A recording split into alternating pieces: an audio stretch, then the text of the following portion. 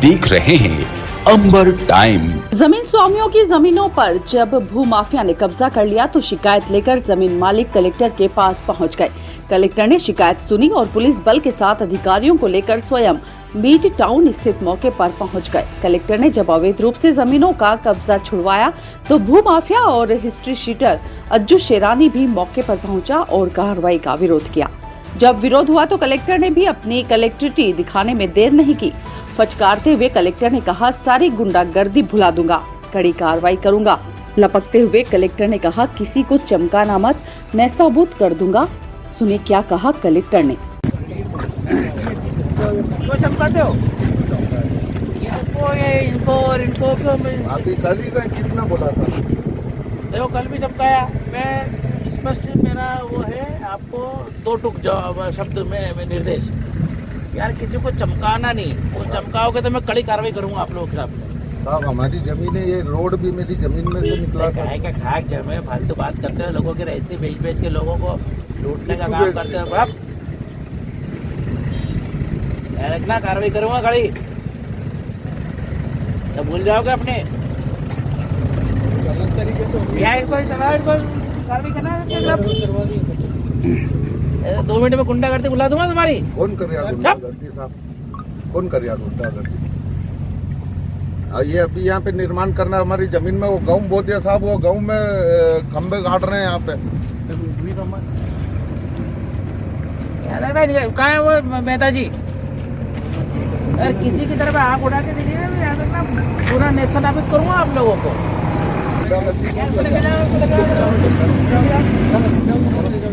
हमारी जमीन पे अवैध कब्जा कर लिया। ये जमीन मेरी है, यहाँ पे सब रोड निकला मेरे यहाँ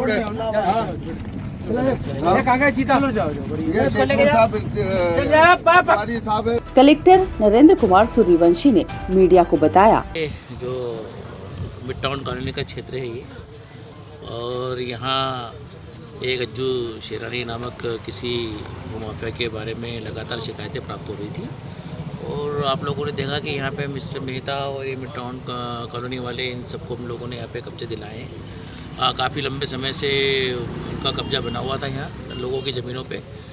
और साथ में अगर ये लोग जो प्लाट होल्डर है या ज़मीन मालिक हैं अपना कब्जा करने आते थे तो उनके साथ में उनको डराना, धमकाना और विभिन्न प्रकार से उनको प्रताड़ित करने संबंधित शिकायत थी, जिस पर आज कार्रवाई करते हुए पुलिस प्रशासन के द्वारा यहाँ पे कब्जा दिलवाया गया है।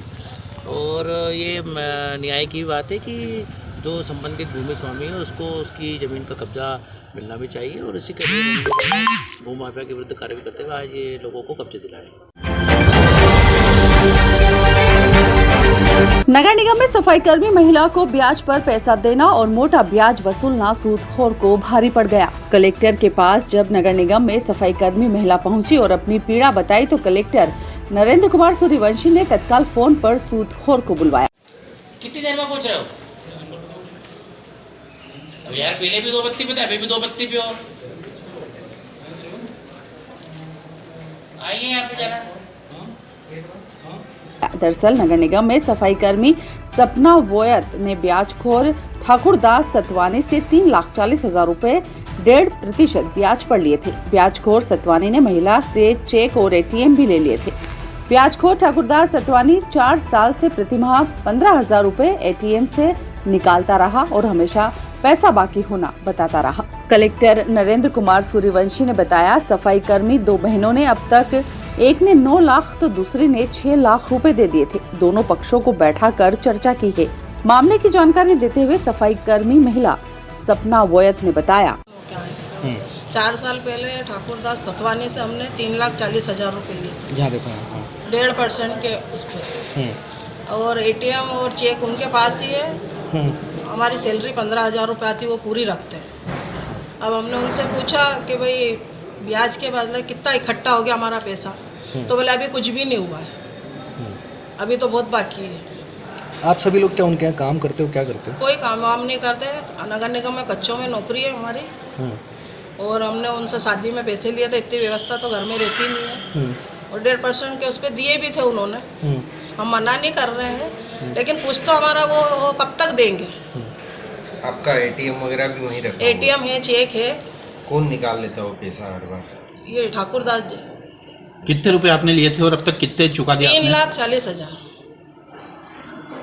अभी तक कितने दे चुके हैं आप? 15,000 रुपये महीना से जोड़ लो आप। कितने साल हो गए? 4 साल।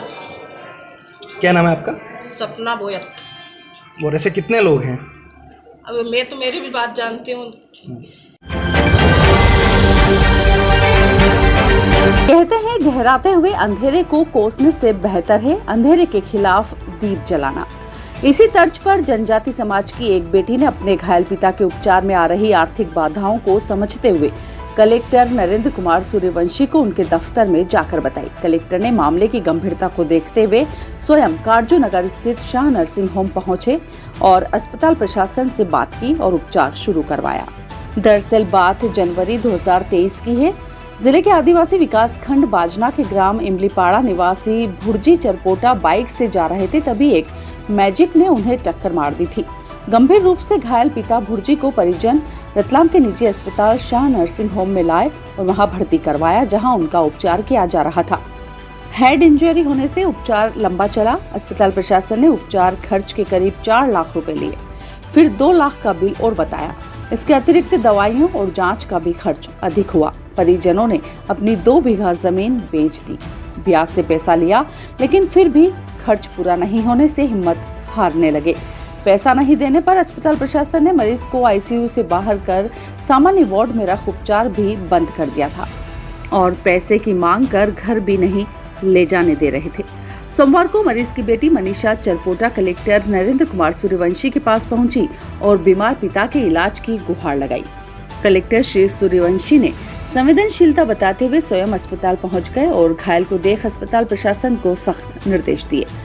कलेक्टर के पहुंचने पर अस्पताल प्रशासन ने 2 लाख रुपए कम कर दिए। कलेक्टर ने पूरे उपचार का खर्च वहन करने की बात कहते हुए बीमार पिता को पुनः आईसीयू में भर्ती करवाया और उपचार शुरू करवाया। साथ ही बेटी को खर्च के लिए रेड क्रॉस से 25,000 रुपए का चेक भी दिया।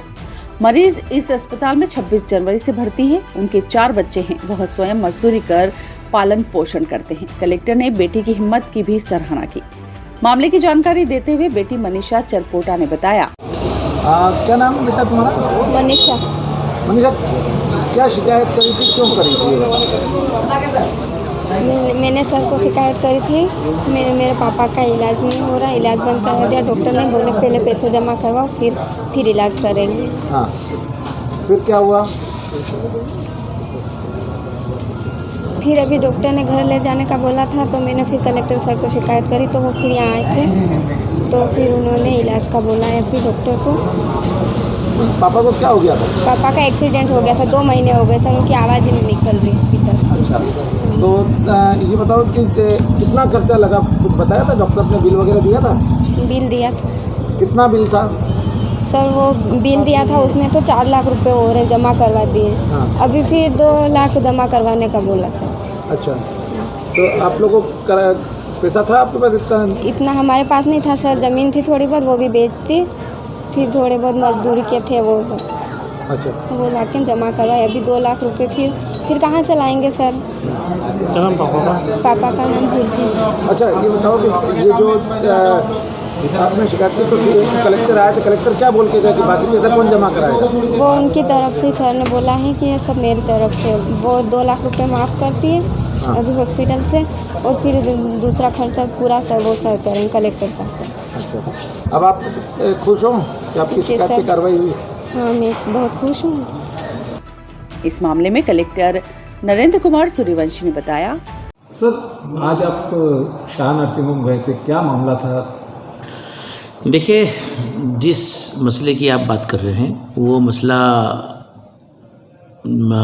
ये भुर्जी चरकोटा है। ये जनजाति बंधु है, हमारे बाजना के आमलीपाड़ा गांव के रहने वाले हैं। कुछ दिन पहले भुर्जी का एक्सीडेंट हुआ था, जिसमें उनको कुछ ब्रेन पे कुछ चोट आई थी और कुछ न्यूरोलॉजिकल प्रॉब्लम हुई थी। उसको लेके वो भर्ती थे। उनकी बिटिया आई थी आज मनीषा। उसका ये कहना था कि शाह नर्सिंग होम के लोगों को 4 लाख रुपए दे चुके हैं, लेकिन 2 लाख रुपए नहीं दिए हैं, तो उसका इलाज नहीं कर रहे हैं। और उसको मरीज को उन्होंने बाहर आईसीयू से निकाल के सामान्य बेड पे कर दिया है। चूँकि एक संवेदनशील प्रश्न है, और जनजातीय बंधु भी हैं हमारे। तो इस अस्पताल का भ्रमण करा, अस्पताल प्रशासन से बात की। शाह नर्सिंग होम ने इस बात को स्वीकार किया है कि उन्होंने आईसीयू से निकाल के उनको वहाँ करा था, लेकिन बाद में जब चर्चा परिचर्चा हुई तो उन्होंने 2 लाख रुपए भी उसके माफ़ किए हैं और वापस बूरजी को वापस जो है आईसीयू में उन्होंने भर्ती करने के लिए अपनी सहमति दी है और उसका इलाज भी करने का उन्होंने आश्वासन दिया है। इसके अलावा हमने मनीषा जो है वो बिटिया उसको हम लोगों ने उसकी जो डेली की समस्याएं हैं उसके लिए हमने रेड क्रॉस से 25,000 रुपये की सहायता भी प्रदान की है। और इस तरह से CMHO भी थे मेरे साथ में और साथ में सीओ जिला पंचायत भी थी और उनको जो भी आयुष्मान योजना में जो अस्पताल अधिकृत थे वहाँ भर्ती कराने के भी निर्देश दिए। इसके अलावा भी अगर और भी अच्छे अस्पताल में उनकी इलाज की बात होगी तो हम उनका इलाज का खर्च उठाएंगे और उनका इलाज सुनिश्चित कराएंगे।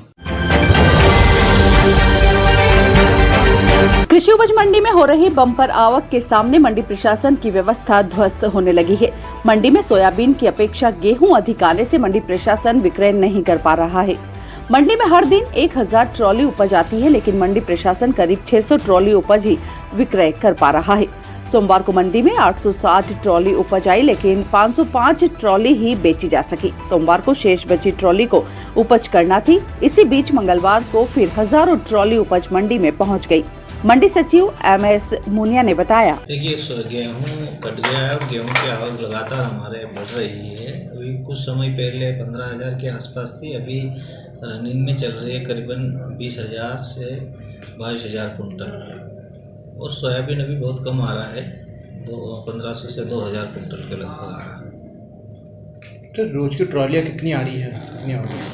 देखिए 1000 के आसपास तो ट्रालियाँ हो जाती होंगी ट्रैक्टर की, पर हमारे बेच पाते हैं हम लोग लगभग 600 ट्रालियाँ, 500 से 600 ट्रालियाँ।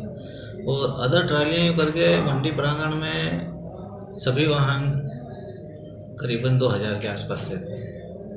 1500-1600 तो ट्रैक्टर ही हो जाते हैं, सोयाबीन के, गेहूं के और ये इसके प्याज वगैरह के, और अदर वाहन भी जैसे ट्रक वगैरह है, ये सब मिला के करीबन 2000 के आसपास। हिंदू नववर्ष के आगमन पर सनातन धर्म सभा महिला मंडल द्वारा मासिक शिवरात्रि पर माईजी के मठ पर महिलाओं द्वारा भजन, आतिशबाजी और मिठाई वितरित कर हर्षोल्लास के साथ मनाया गया। महिला मंडल ने भजनों पर नृत्य भी किया, वहीं गुलाल उड़ाकर फाग महोत्सव भी मनाया। इस मौके पर अध्यक्ष राखी व्यास, गायत्री चौहान, रेखा शर्मा, गीता शर्मा, नीना निरंजनी, जया सोमानी, भावना सोमानी, कौशल्या त्रिवेदी सहित महिलाएं उपस्थित थीं।